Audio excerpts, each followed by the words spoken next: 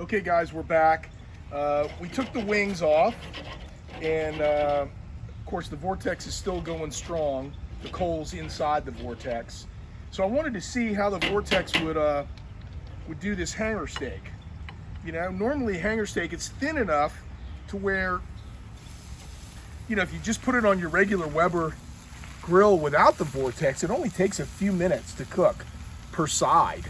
And so I thought to myself, well, you know, maybe if I put it on the Vortex and kind of keep an eye on it,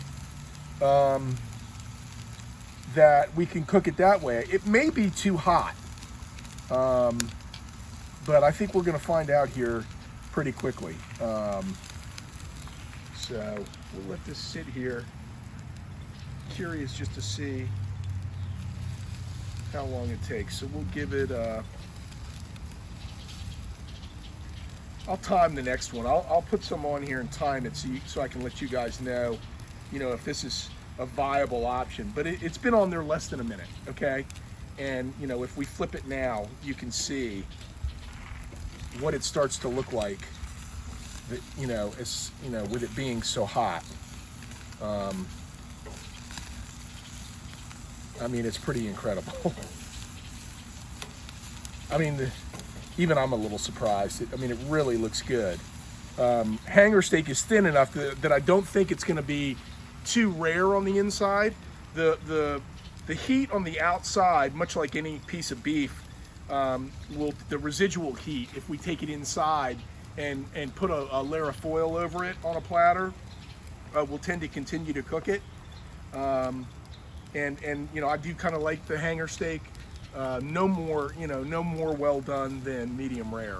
Rare is okay too. You don't want to overcook it because then it's just tough. It's a super tender cut of beef. You know, I told you guys this earlier. It's not easy to find because there's not much. It's not a very big cut in a cow. A cow has 2 hanger steaks. I think they're at the front. I'm trying to remember if they're like on the front.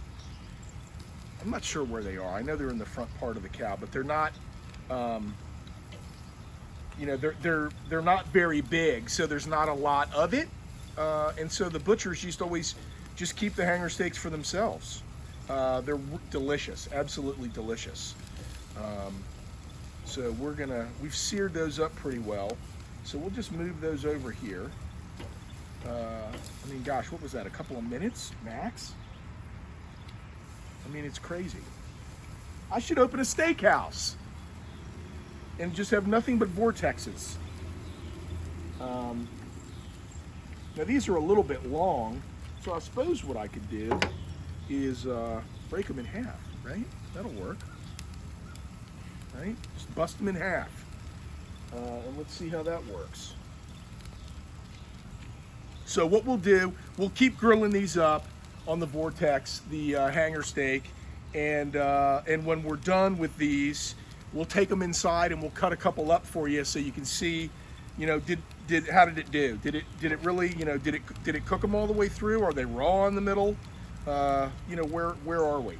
So we'll be back in a minute and we'll show you how to slice them and serve them.